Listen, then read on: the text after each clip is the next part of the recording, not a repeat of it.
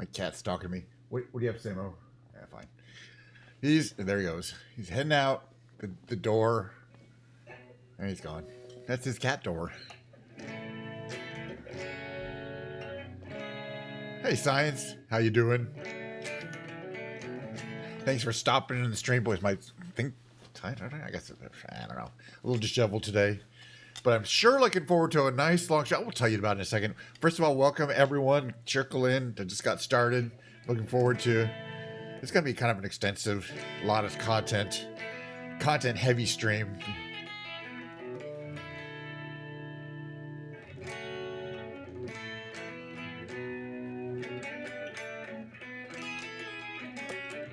Okay, I'm probably going to switch out this guitar because I played this guitar a couple of times already.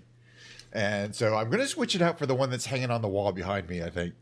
During the break, will be a guitar stream later today. Let's just talk about the whole, well, I like to lay out my little table contents, at least what the plan is. Because, I mean, a lot of it aren't planned. Some of it is planned. Some of it's not planned. I think I got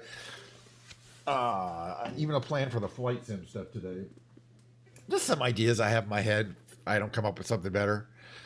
All right, so the first half of the stream is going to be 3 halves. The first half of the stream, oh gosh, we got ahead of ourselves. First, I got to mention the real star of the show, which is this gigantic glass of Diet Coke. It's normal size. Oh my goodness, freshly poured out of the homie soda can there. Oh, it's good too. It hits hard today. I got the beautiful blue Bluetooth controller fully charged up and there, ready to go. You got the light on there. There'll be some Microsoft Flight Simulator playing for, gosh, playing, whatever, simulatoring for at least an hour. Maybe an hour, roughly an hour. That's my typical attention span for that kind of thing. Big brain games today. Maybe even a new game to play today. Ooh. But we'll still play 2 Quirtles, Tightrope Trivia Quiz, 2 Octurnals, and maybe this new game that they have there on the thing that I played a couple times. This would be the first time I played, but I've only played like 3 times before. It's called Revealer, and we'll get to that. There'll be the brain games. Then we'll take the break. I'll run my little intro show, my introduction, my mid-roll, as I like to call it there. After the break, I'm going to play guitar again. I'll rip out my guitar. We're going to sing some songs. I'm going to play the guitar, just to keep playing it. I like to do that. It's the musical segment. We'll switch to the musical category for that. But today we're also going to, it's why it's going to be a long stream, so just buckle in there. I started making this is the Lego, the Super Mario Brothers Piranha plant. Let me just show you the picture because that doesn't. All we built is the base and the stem, but we're going to be building the rest of it today. There's 3 more bags to build up, so that'll probably take a good solid hour. So I expect to be sitting here for maybe 3 hours. Not sitting here just doing stuff. I might have to take a couple breaks here and there. Especially with the Lego, it's 3 bags, and I got to take a little break, between each of the bags. But I'm really excited to finish that Lego build. It's a really cool looking one, the Piranha plant. It's based on Super Mario Brothers, but to me it has a real Little Shop of Horrors vibe to it for some reason. That may not be coincidental. I don't know. All right, got Diet Coke. All right, so what are we going to do? Hey, yes. I don't know if you guys all heard the news because I just put it up on Twitter, but I bought a new plane because I'm that kind of, I don't know. I guess I can't have enough planes. I don't know what my problem is. Hey, it was on sale. Oh, by the way, speaking of, all right, is any cool planes on sale? Let's find out if any cool planes are on sale. Let's see. The Glowmaster. Okay, so no, that's not my bag. This one here, the F-33A. No, it's also not my bag. 408 Sky Courier. That's not really my bag. All right, look. The King Air C90. It's only $15. Oh, available to rent too. They have this new system in 2024. Where you can rent a plane for a day, like 24 hours, decide if you like it. And then if you want to buy it, you get the rental price off the price of the thingy. But so it's really like, why would you want to rent a plane if you only get it for 24 hours? It's because, yeah, you might rent a plane and decide it sucks and it makes it easier than having to get your money back. Although, anyway, trying to, or complaining about it and I don't know. We'll have to see if that works. I might try renting a plane, but it's really a rent to buy scheme. I would never just rent a plane for 24 hours and go, oh, well, that was fun. I don't want to play that. Learjet 35, $30 from marked down from 40 still. You got to come down. You got to come down more for me to make a impulse purchase. All right. Let's move along. All right. So what about the new plane that I just bought? I do spend on. Yeah, no, this is, it gives me content. And as I say, I'm not spending money on heroin. I mean, I'm not so. I'm not saying money on frivolous things, I guess. I could be spending money on heroin. Okay. So this plane is called a Bugatti. It's called the Bugatti 110P. Let's see if I can see here. If we go to configure, it'll show it. This plane was designed by Ettore Bugatti, the guy who designed the race cars and the other fancy, very fancy planes. This was designed in the early 30s. Let's get a normal looking black Red Wing. But it's a very unusual, one-of-a-kind aircraft design. I was reading about it in the store. Let me go to the store just so you can see the. No, that's not what I. What is this, by the way? Marketplace from there. Yeah, you can't. Unfortunately, you can't do what I really want to do, which is from here actually go to the store page for that item. Right?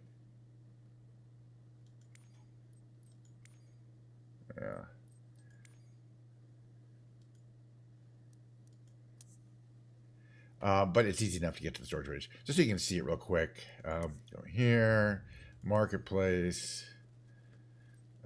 Just go to the store page for it. Oh, come on. Typed a weird letter. Got T. Yeah, it's this one here. Okay, it's the store page, so it tells you about it. Ettore Bugatti started working in 1938. Okay, late 30s. He's a racer to compete. Blah, blah, blah. Talking about his chief engineer, who he worked before. Everything is faithfully reproduced, normal and emergency pneumatic circuits, tank or canopy jettison, all automatic systems. It's a twin-engine, single-seat, high-performance racing monoplane developed in late 30s. Okay, so it's got two engines, which are located in the sides of the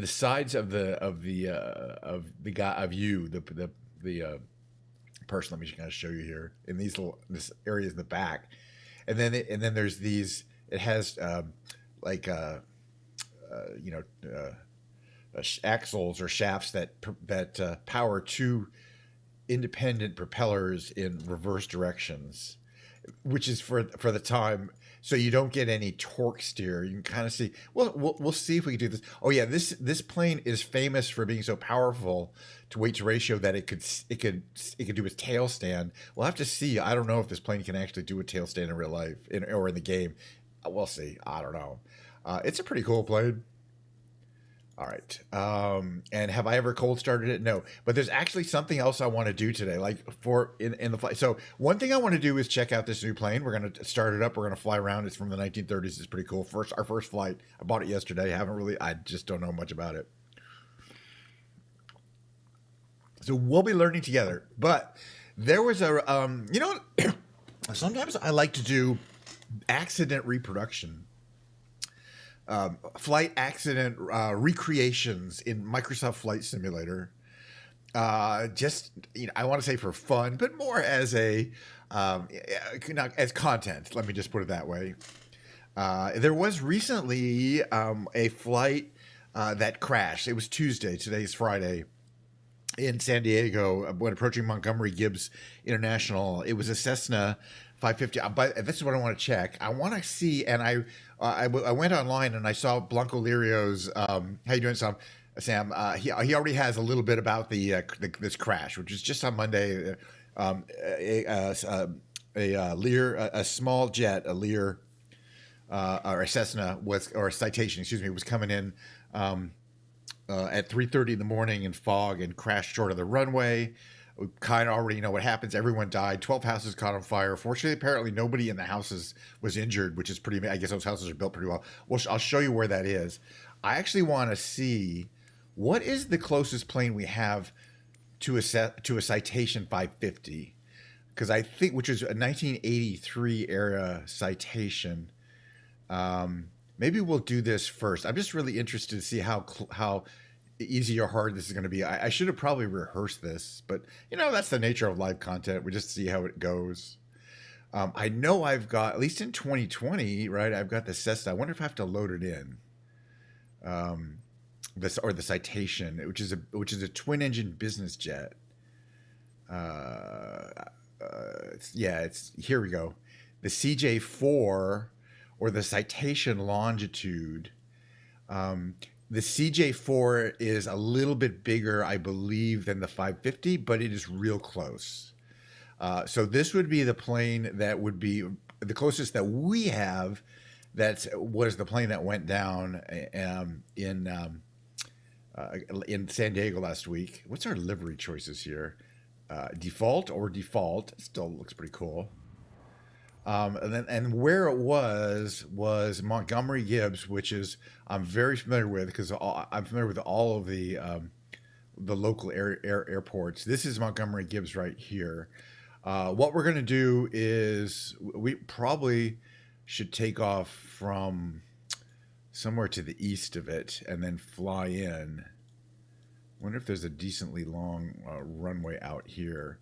What happened was it was coming in, this flight was coming in after flying all the way across the country, a long flight on a small business jet. They arrived at 4 in the morning. There's a lot of details in Blanco Liria's description of what happened. And he just put this up yesterday. Yeah. Well, I know what airport it was. It was this airport. And I know the approach, the runway. It was runway 28. It was runway 28R, I think. The long 28R. So what we're going to do is we'll do a departure, and then I'm going to show you what I think happened during the day, and then we're going to switch to a nighttime flight and see if I can acquire the VOR. In other words, for this nighttime flight, it's foggy and at 4 in the morning. There's nothing out the windows you could see. So anyway, what apparently happened was there was, as usual, a couple of mistakes. This plane should not have been flying this approach at this time of night. During the day, it's not a problem, but you'll see it's during the nighttime, it's not super safe, and we're going to find out why exactly. This is our Citation, which is our stand-in for the 550, which is the 1980s. This is a more 2000s era jet, so it's a newer, but I think a similar size airframe. So it would have a lot more advanced avionics. It's still a nice basic jet, very easy to fly, nothing major wrong. Okay, we got flaps and trim are set already, and back that direction is the direction is the approach. For the takeoff, we're going to be taking off kind of the same way we would be landing, so the opposite part. Anyway, so you build up thrust. Go ahead and build up thrust. Remove the parking brake. Let's leave it from here. We're going to be hanging out in the cockpit quite a bit. I don't know. Check it out from outside here. This is what our beautiful plane looks like today. All right, 100. I'm going to veer off the runway. About 100 knots to get up. We can bring flaps and gear up using my little controls there. They're coming up. They take a while, but they are coming in. Gear up, flaps up. Oop. Okay. We can start bringing power down so we don't overspeed here. Trim. All right. Oop. Frequency change approved. All right. So this is the there is Montgomery Gibbs is where the accident took place. On approach from the other direction, so we're going to circle around and do an approach. Looks like a nice day, and we're not really going to do a lot of radio contact. A beautiful day, as it were, a little cloudy in the San Diego area. As always, I like to fly San Diego because it's one of the places I travel basically once a year for TwitchCon these days. So I know the area pretty well, and I've certainly flown out of all the major airports.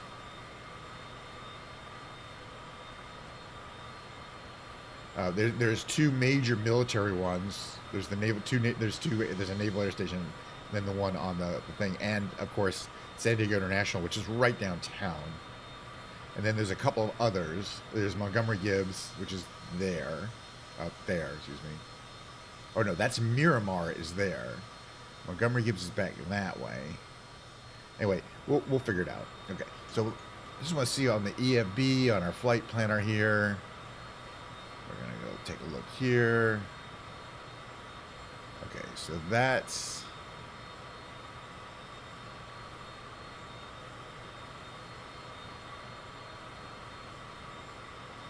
That's Miramar there.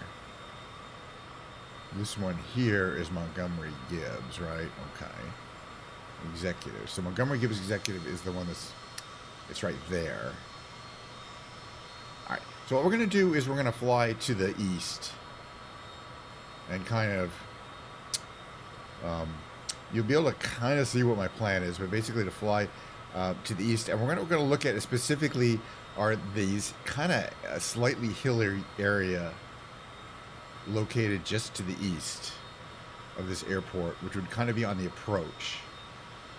The approach vector. Look, try not to have my trim up. I'm watching my flying and I'm getting a little too much. Should be at 0 trim at this point. That's fine. All right, here we go.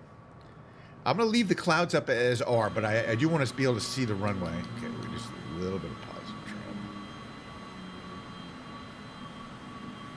All right, because I want to be able to see the ground terrain pretty well. Again, this is terrain that we can see during the day today. Yeah, I'm gonna change the weather here to be clear. It's just it's so as opposed to we're gonna be messing with the weather here. I'm gonna make it a few clouds. Let's make it scattered. Let's make it clear. All right, these. Oh, get this out of the way because I want to see what's up. These hills here. This is where you're going to be flying a little on the low over for your approach. Here, right here. Now, these, I believe, these are the houses that were crashed. Well, actually, I don't think it was there. I'll show you where I think the actual accident location was.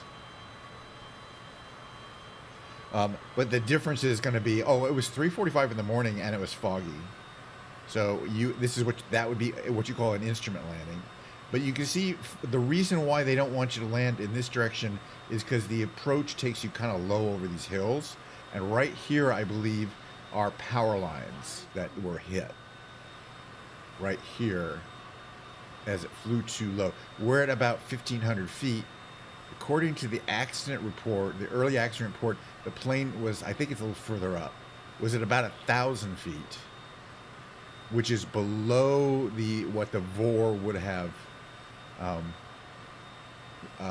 What the approach vector would have been somewhere around here maybe. I don't think we're quite there yet. I think it's a little closer. Okay, because I want to be on the approach vector. The airport is there. Okay, there we go. It's these hills right here, I think, right behind this this golf course, because you can kind of see these hills. Kind of the terrain comes up. If you approach from the other direction, it's perfectly flat. If you approach from this direction, there's terrain. Okay, here's the problem right here. Let me just show you guys. What happened was, I'm at 1,000 feet. Now, you can barely tell, but we're going to jump out of the plane. I'll show you a little bit more in detail. That's the runway. The plane would be a little further this direction, but see what's going on here at the top of this ridge? Power lines. Power lines are an extremely dangerous aviation hazard when they're located on an approach to a runway. And by an approach to a runway, you can see the runway is right there, and these power lines are right here. They're really, if the plane is going a little bit too low, it could hit them. And apparently that's what happened, because the plane was flying below the VOR, and you're not at night. You don't see any of this terrain. You don't see any. I'll show you that. I think that what happened was then the plane went up, hit the lines. The plane went up, and then I think it crashed. No, I think a little before. Yeah, it was back there. It was right before that. We're not going to land here, but the approach was to this runway here. 30. It's 28R. Excuse me. Which is it's a decent enough long runway, but it's still, this is a executive airport. All right, let's try this again. What I want to do is see if I can figure out how to communicate with the VOR. We're gonna head east. We're gonna head east and turn the autopilot on. In other words, the approach vector, the automated approach vector system, which basically means you can fly the plane like a video game. Where you're keeping you fly the plane just to keep this little your crosshairs in the center of a screen. You can't see anything outside. And by the way, you see there's kind of a realistic, on my EFB here, there's kind of a realistic group of a lot of traffic coming into to Montgomery. It's a pretty busy airport. This was at 3:45. The tower was closed. There was nobody there. You can land there, but you're kind of on your own. You don't get live weather reporting. And again, the kind of the terrain, I believe, that caused the problem was right here. It doesn't look like much, but I think, or it's around here. Right. Here is where I believe the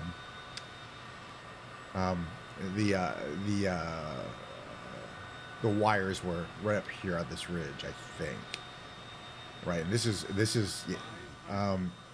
is that okay, that's pretty much, it's pretty much lined up right here. So right around, I want to continue west. What I want to do is see if we can figure out what that VOR is. Let's see, we click here. Does it give us the information? Position, elevation, frequencies.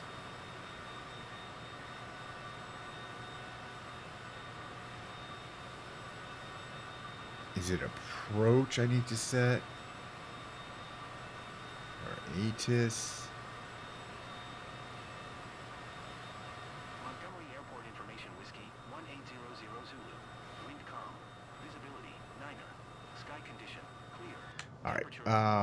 Let's see. Is it going to show an approach vector now? I don't think so. Hold on a second here. I think I can turn that off, right? Aircraft in direction of flight. All aircraft read back, hold short instructions. We want to approach. I'm trying to see if I can figure out how to set the vector. But in other words, there would be something in here. Oh, it should. I think we may have to set up flight plan because it's not showing. Yeah, I don't think I know how to do this. Let me just basically say, look. Where's the runway? Let's acquire the runway.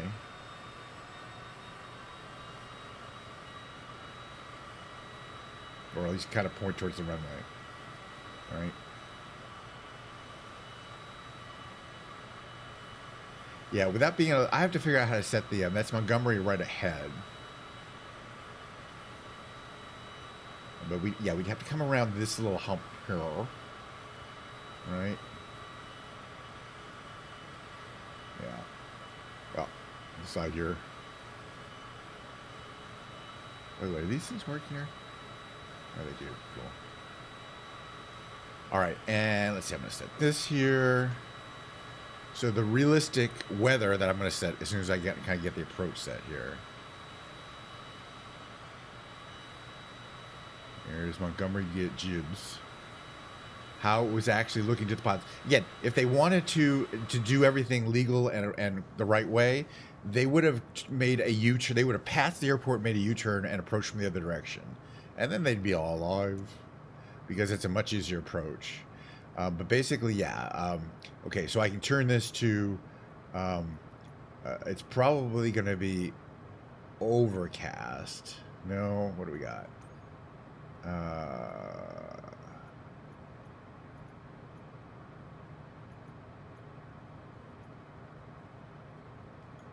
Yeah, high level goes no. It's interesting. I guess it's kind of hard to set, but basically the time of day would have been about 4 in the morning. So I guess from the point of view of the sim, hold on a second, let me get out of this thing here. There's plenty to see. Okay, we kind of, except that it would have been foggy. So, the visibility would have been low. I'm not actually sure how to set the visibility. And I'm not sure it would be, there would have been that many lights available. There's got to be a way to do it. Okay, that's the. We have to like maybe just run around again, do a little more setting here. But no, to do this right, I have to both set it to be basically pitch dark out, like through here where you can't see anything, which is actually, you're trained to be able to, as a pilot, to be able to, if you're flying a plane like this, to be able to land it in VOR. But that's purely, you're going to be looking at this thing, and it has to have a flight plan, and you have to have your VOR set, or your whatever it is, your ground radar set. And that will tell you both how high it is, but how high you need to be. Hold on a second here. Where is my radar? Turn this on. Month, day, live weather. Oh yeah, turn off live weather. All right, so I can set like my clouds if I want manually. So I can set clouds, and I can set them with a very low deck. Set the deck, right?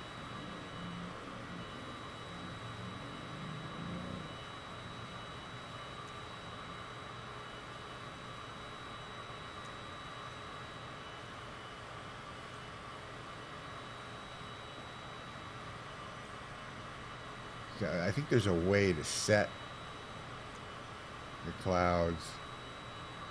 Right.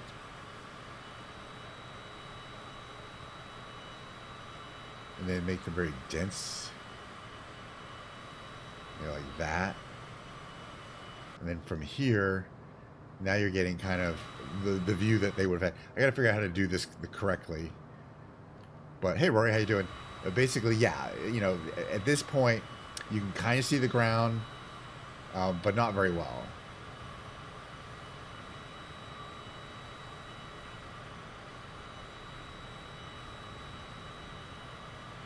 Which way to my airport that I want to try landing at? Anyway, yeah, it was interesting. It's an interesting try. Let's see. Center craft. Okay, we are coming up on a decent lineup here. But again, we can see a point of view there, but that's because we're in a simulation. And the other thing to do would be turn those off. And then you don't see anything until kind of the last second. And the approach speed of this plane should be about 140 knots.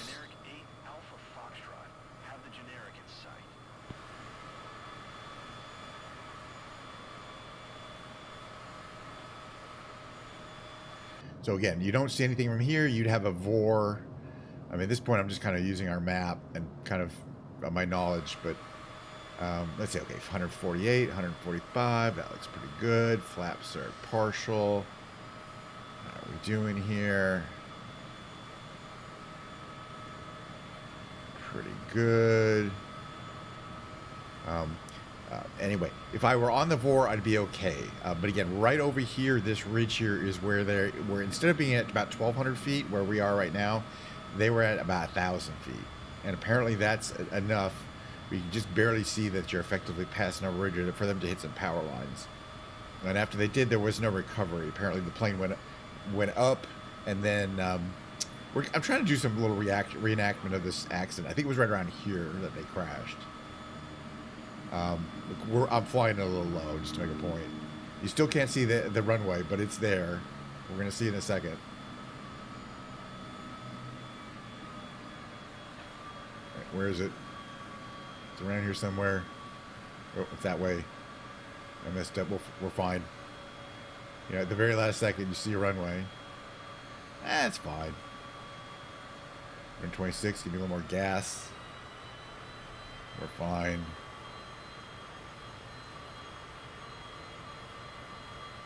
This is where we took off from, but under very different weather conditions.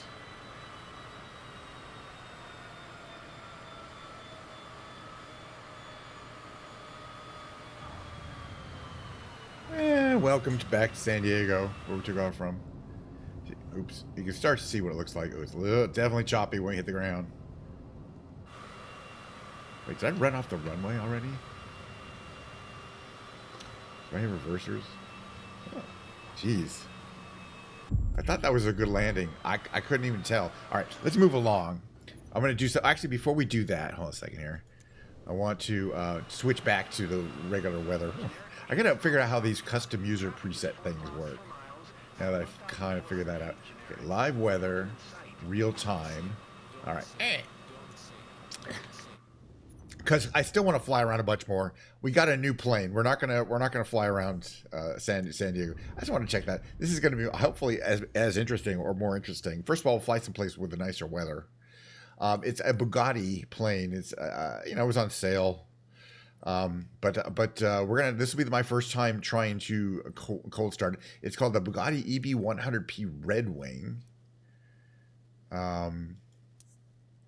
Where should we fly though? Where should we want to fly it around? I guess a Bugatti would be Italian, not necessarily Rome. We'll make it daytime. Maybe northern Italy, like Modena. That should be plenty, right? Okay. Cold start it, because why not? This is a little general aviation airport. Make it earlier in the day. First time. This is again. This was designed as a racing airplane, which was a thing back in the late 30s. By Bugatti, who was famous for building racing cars as well that were super gorgeous. I don't know where he operated out of. Let's check out this plane. I'm kind of interested to check it out.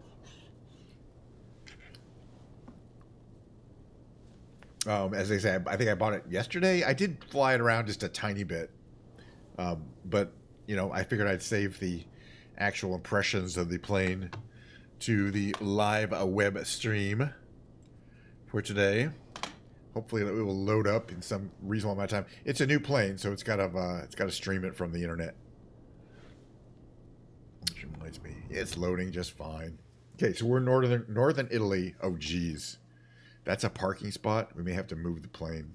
Actually, I think it'll move. It says Aero Club, though. I really like this dinky little airport that we are in. It's got the dandelions on the and stuff. All right, let's shoot. All right, what is going on here? Why is my plane that's not supposed to be a parking spot? There's an error. All right. So what we're going to do is we move in here, and then we do the Shift Z, which allows me to slew the plane, as if like tow the plane. Let me just put it that way to where I want it. I have now placed it where I want it. All right, Shift Z to untow the plane. There we go. So you get a point. It's very, very sleek. This is, I don't know, that might be the pilot. Elliot Wassendin might be a racing pilot. All right, so you see on the front, it looks like a four-bladed propeller, but it's really two-bladed propellers that are counter-rotating. One engine's on one side powers one, and one engine on the other side powers the other, and you can kind of see the bulges on the side are where the engines are. It's not in the front. So there's these tubes that pass the torque to the front of the planes. What else do we got? We got, I don't know. Let's see if we can figure out how to start it up, because I do not know if we can't. Wait, I'm just taking all the views here. Hopefully there's an on button somewhere. Okay, does this work here? This is the throttle. If I do this, yes, the throttle works there. I think this is brakes, so we'll leave those off. Throttle. I don't think that does anything. Let's see. If there's anything here we need to turn on. That's gear. Okay. Let's see. Oh, and it's got these great, like you can see that the wires, the cables that lead to the back control surfaces, and it's got a really interesting kind of control system there. It's cool. All right, let's see if we can figure out where the master on switch is. Let's see, oil radiator, lights. I'm not sure it needs an on switch. Some of these experimental planes just do not have an on switch, although there it says battery there. What's the hand pump for? Get up. Okay, so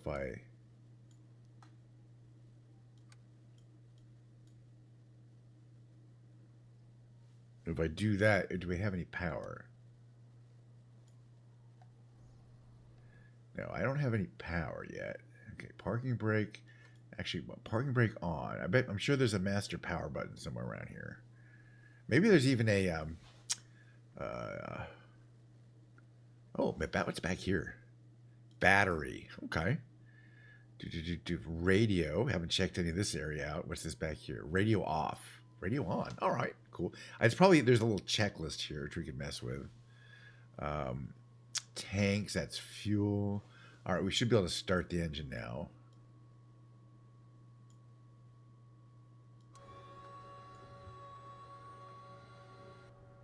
All right.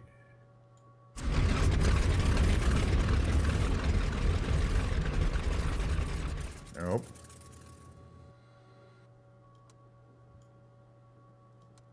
How do you do it this way? Uh-oh, I might not be able to get the engine. Figure out how to get the starter for engine 2 on.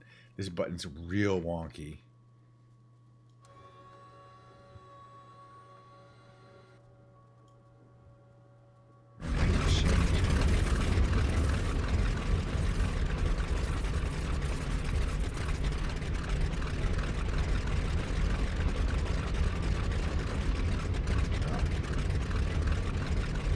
Starter engine 2. Hello? Hopefully that means it started up. I don't know. Alright, do we have both engines going? Okay, you'll know you have both engines going because you'll see both propellers going. And it's kind of hard to see, but they are counter-rotating. And one engine is going one direction, the other engine's going the other direction. Yeah, both engines are started. Nice. Oh, by the way, I want to check something out here. Okay, I think there are these. Okay, these are the air brakes. Those there, air spoilers. Okay. Going back in. Thank you. Close those up. Perfect. The flaps.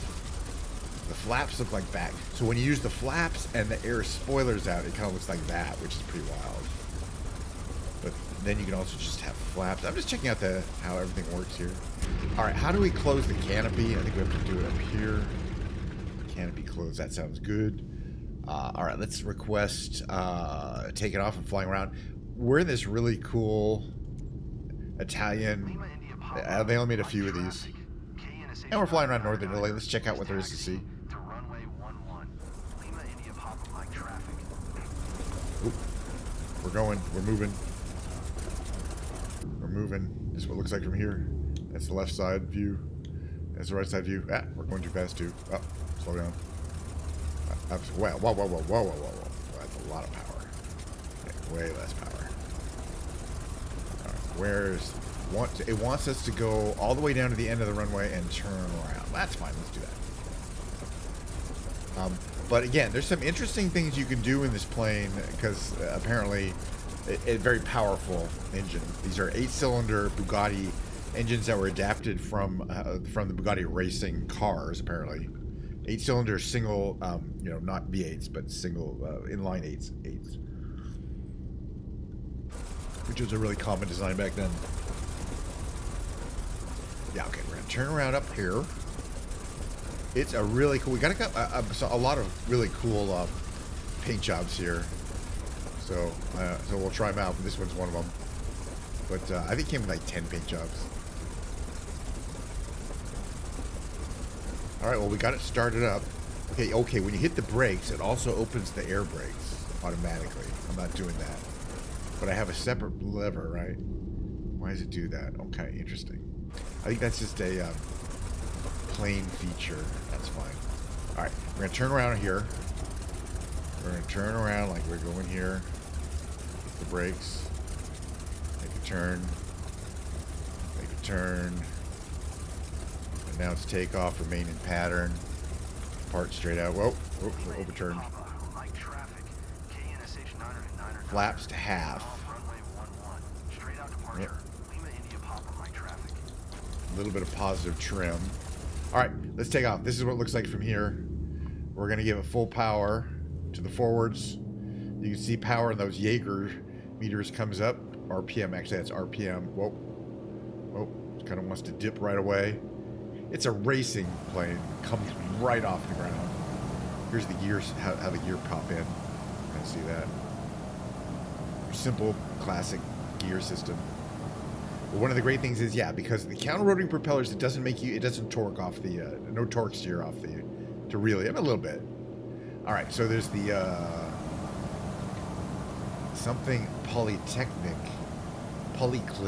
of Modena, like a hospital, Modena, I'm not sure how to say it, Modena or Modena. All these little things are HR helicopter landing pads, but they're almost always associated with hospitals. Not always. We'll stay nice and low. All right. Oh, yeah. We got to reduce some power here. Wow, less power. Less power needed.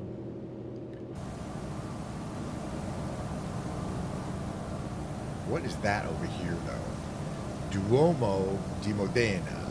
Duomo. I like the sound of... Let's check out the Duomo. I'm guessing it's a dome. But this looks like the, in fact, city center. You can kind of see this hub and spoke center system that these European cities like to have.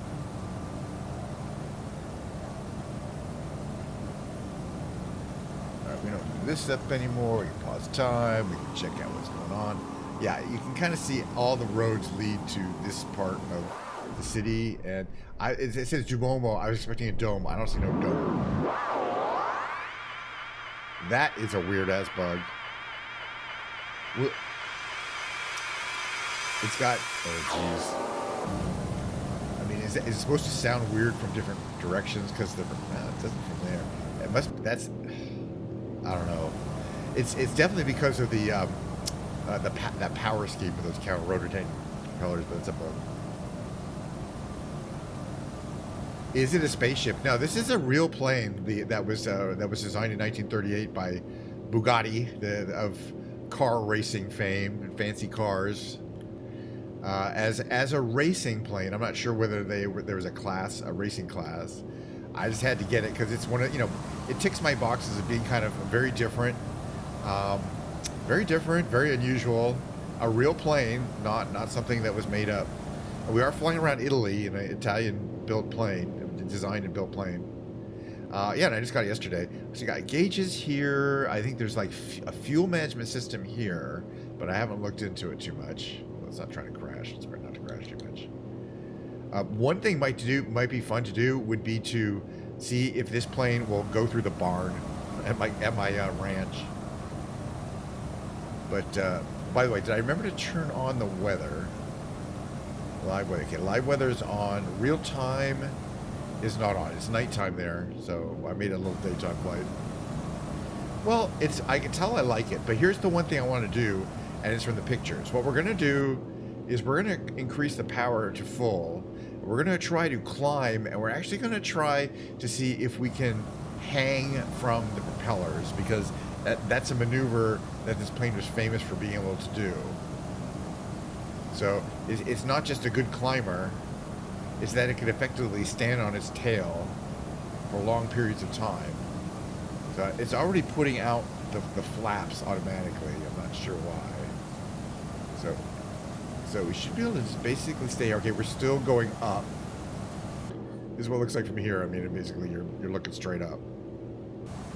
But the power to weight ratio was supposed to be such that it could actually continue to climb for quite a ways in this perfectly vertical. Some planes can do it, but not especially back then. And the answer is, the question is why this plane could do it and others couldn't, is because it had two engines and two sets of propellers that were rotating in such a way which produces a lot of power. Yeah, we're like 15,000 feet, and we're basically going straight up. And kind of correct that.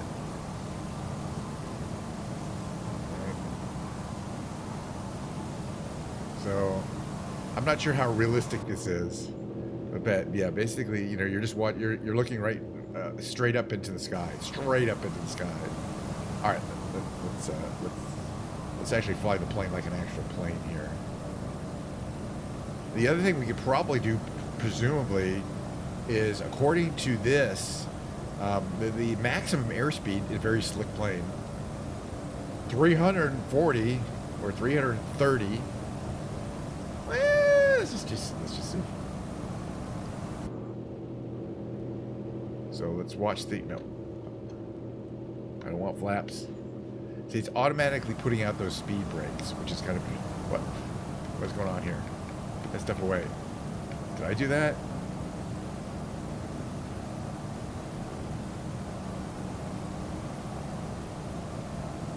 I'm having trouble getting to maximum speed because it seems to be automatically putting out those speed brakes. There's some automated system that I have to turn off.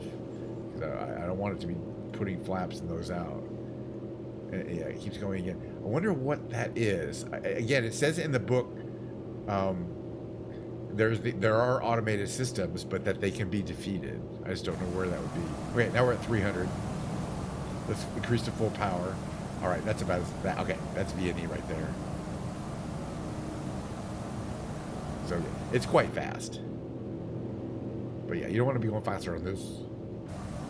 You'll tear the wings right off. But let's see, other things aerobatically. Let's see. Would I call it a fast looping plane?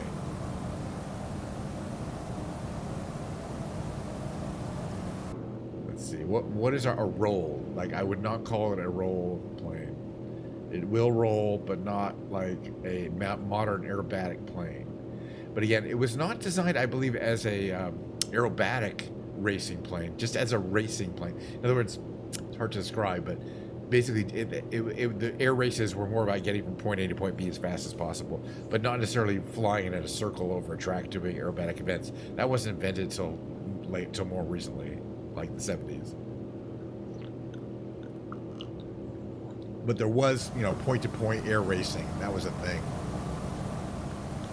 The interesting thing there is how these things are red. What are they? I think those are supposed to. Are those the exhaust? Also, they're staggered because the engines are staggered. One's kind of in front and one's kind of in the rear. It's interesting. If I turn the exhaust down, those cool off because those are the exhaust ports, right? Looks like they're glowing. They stay about the same. It's a really cool looking plane for that this close distance here. All right, let's see how it lands. Where though? There's got to be a landing area right around here. Italy, please, thank you. Okay, all right, it's right there. It's right off to our left. Okay, so we're gonna come here. We're gonna pass it. We're gonna turn around. We're gonna come landing the other direction. Sounds like a plan. And before we do that, I am gonna adjust the fuel load.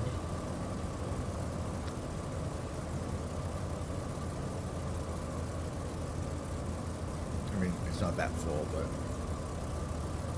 it's got a fairly complex system of 6 tanks, 2 on the left and 4 on the right, which I don't understand. I think I'm gonna have to read the manual to figure that one out. Again, I just bought this plane. Oh, we need more power here. 131. There we go. Get some speed going. All right, we're gonna land at this airport right here, so we're gonna follow the road. This is somewhere in northern Italy. Modena? I don't know. It looks like near the east coast of northern Italy, right? Maybe not, actually.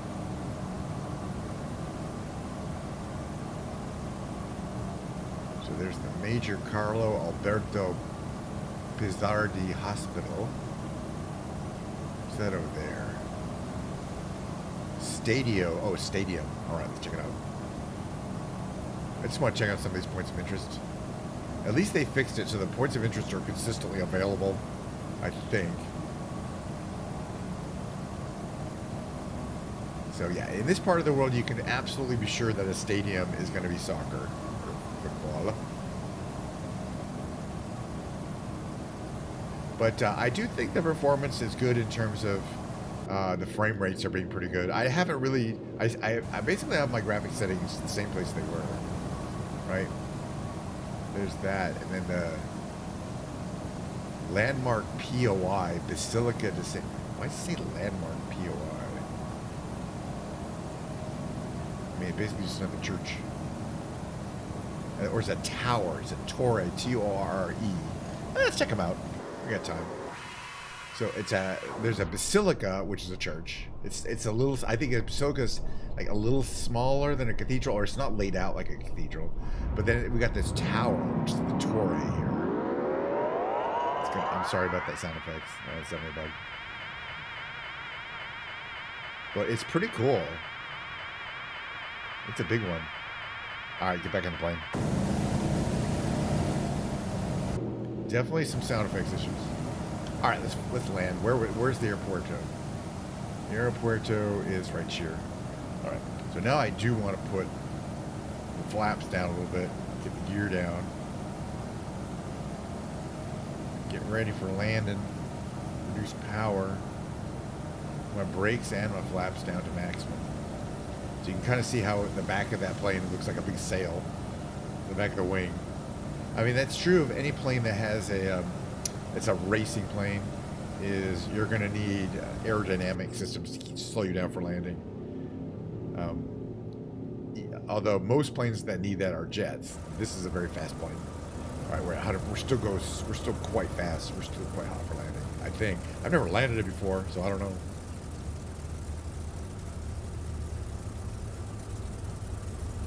Okay, so, all right, that's about where the max, that's about stall right there. Oh, that's not good.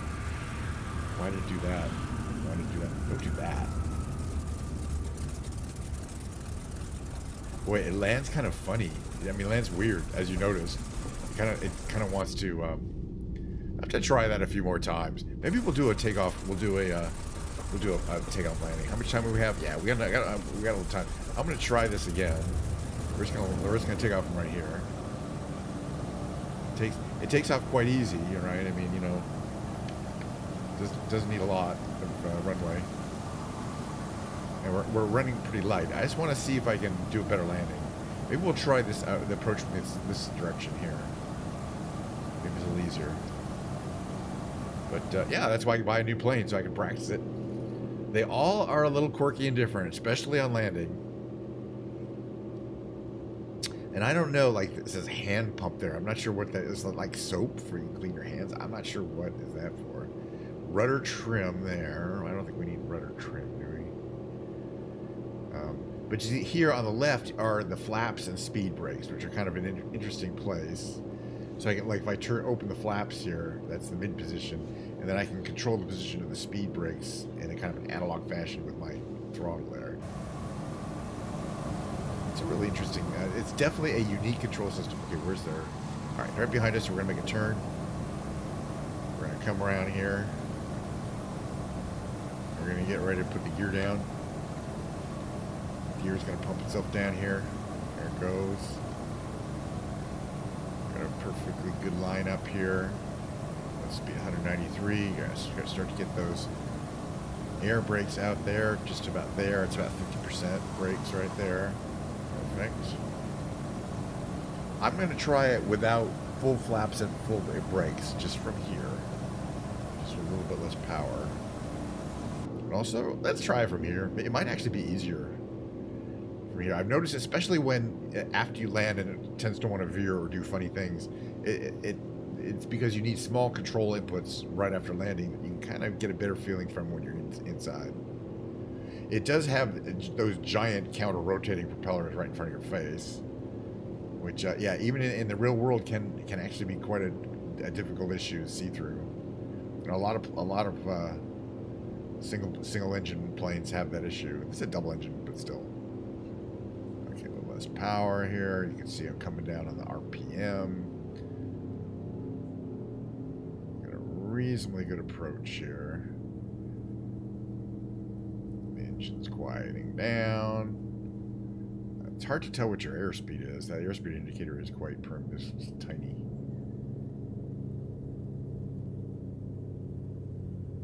Yeah, that was too fast, I think. Rudder.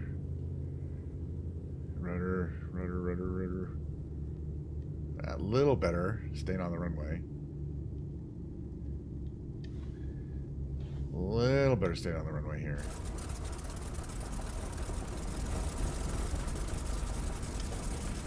Brakes in, air brakes in, flaps up. Let's open the canopy. I like how the canopy has a sound and then it gets a lot louder when the canopy is open, realistically. And that is a really cool looking kind of, I mean, think about 1938, how futuristic that looked. Let's go up here.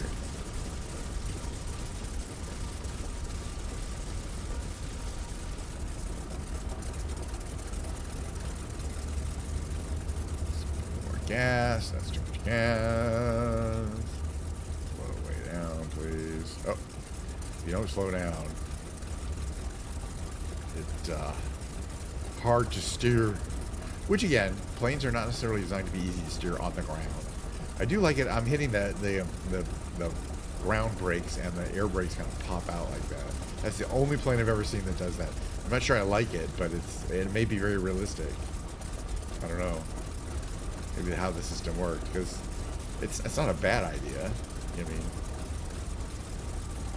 It's just a thing that other planes don't do. So I guess this is a pretty much an international airport, Modena. We'll get a shot of our new plane here. I'm going to turn it off if I can figure out how to turn it off. Maybe up against this plane here.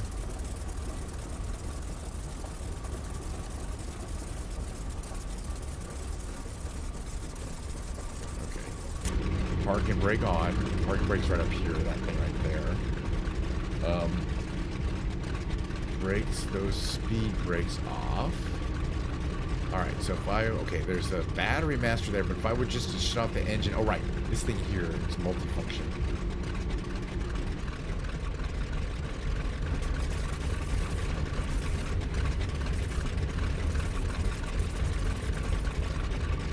There's one ring to turn it, one ring to push it. I'm trying to figure out how this control works.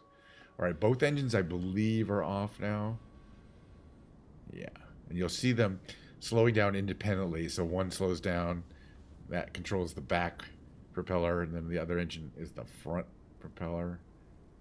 Oh, it doesn't seem like it's off. Oh, now it is. There it is. Okay, it did shut off. There you go. And then it's a really interesting, unusual, one-of-a-kind design. And that's what I love about these Flight Simulator is the opportunity to fly these really unusual planes. I think I have seen pictures of it before, but it's very rare. Let's get a screen. I mean, it's such a photogenic plane. Let me see if I manage to do it from here. Wait, anywhere near where I want to be? No, I have to reset. That's fine. Oh, jeez, what's that about? Oh yeah, I can do some things here from here. Let's just click this like this. So I can turn the wheel chocks on. Let's see.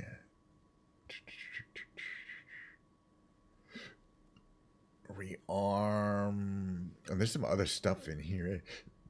There's some checklists. There's an emergency checklist. There's a fuel and center of gravity calculator. It's pretty wild. All right. But that put our chocks on. It's kind of cool. All right, let's get a screenshot here. And close enough.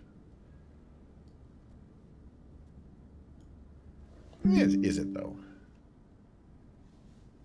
I guess get a little more dramatic.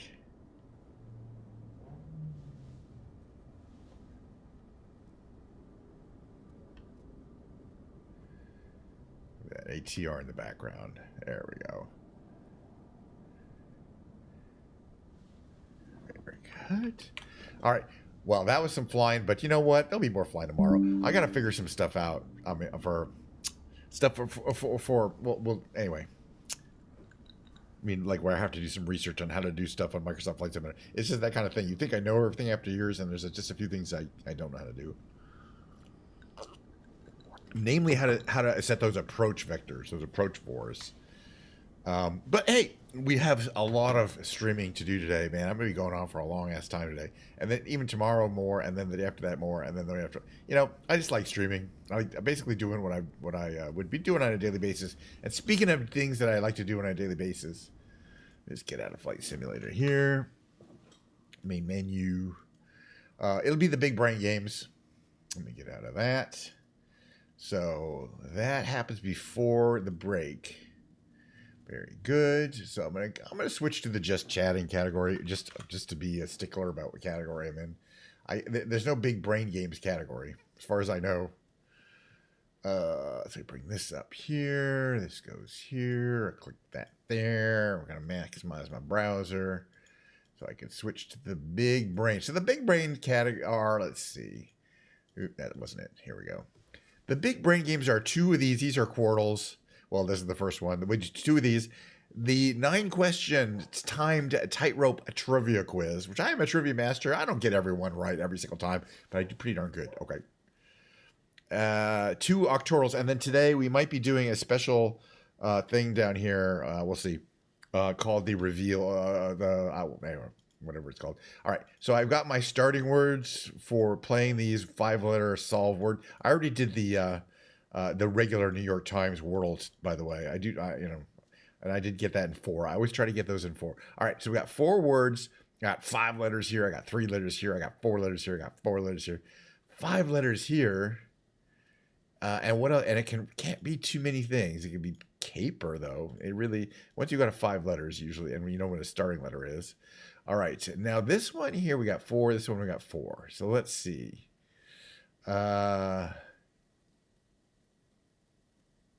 This could be Twain. Twain. All right. It could have been Twain, but it's not. Let's see. Over here, what do we got? Let's see. Now we know where we already knew where the I is. There's an S and an R to place. Could it be Shire? Yeah, and it can't be too many other things. Let's hopefully guess that run right. All right, 2 more down. Okay, Twain wasn't helpful there, but now we know it's got to be await, because of the position of the T. And then that tells us we're ending in T here. So what do we have? An I to place and an N to place. And the I can't go there. It could be giant. G-A-I-N-T. ST reaction when? It's cinema. It will blow your mind. Well, hey, look. I don't know what an ST reaction is. I know what a cinema is, and I like having my mind blown. You just got to give me a little more. I can't do too much, By the way, cheers. Oh, wait a minute. I got more in the can, too. Diet Coke. Plenty of Diet Coke left. Do I just have to look up ST reaction on YouTube? I'm not going to do it right now. Sorry. You know what I mean? I'm interested because you keep repeating it. All right, we're down. Hey, we got a few more. We're gonna do the daily extreme. It's fewer guesses and trickier words, but it doesn't change my. It is a YouTube series. Okay, well, see, you've told me more than you told me previous time, so you know what I mean. So let if it makes that much, crumb. Sorry, CRUMB. Damn it, CRUMB. These are my 3 starting words. I use them for all these 5-letter words games. Okay, this has got to be trice because there's 5 letters and those are the only things they can be. I'm not sure what a trice is. Well, if it's 2 hours long, I can't really watch it on stream, but I will check it out and maybe react to it. But, you have to tell me, I mean, did you give me enough information to even figure out what it is? Because I'm not sure. This could be CRO. Credo. I don't know what the fuck that word is. All right, let's move on. We have STE. Could be like, can't be steed. There's no W. It could be sweet, SWEET, right? Couldn't it? Okay, but it could also be sheet. That's all right. We get an extra guess. All right, we have 1 guess to guess this last word. I want to get it, all right? We know there's an M. We know there's an R. We know there's a W. So it could be mower, MOWER, right? I mean, I just want to. Yeah, I like it. All right, look, 2 out of whatever down. So the next game I like to play is the tightrope trivia quiz.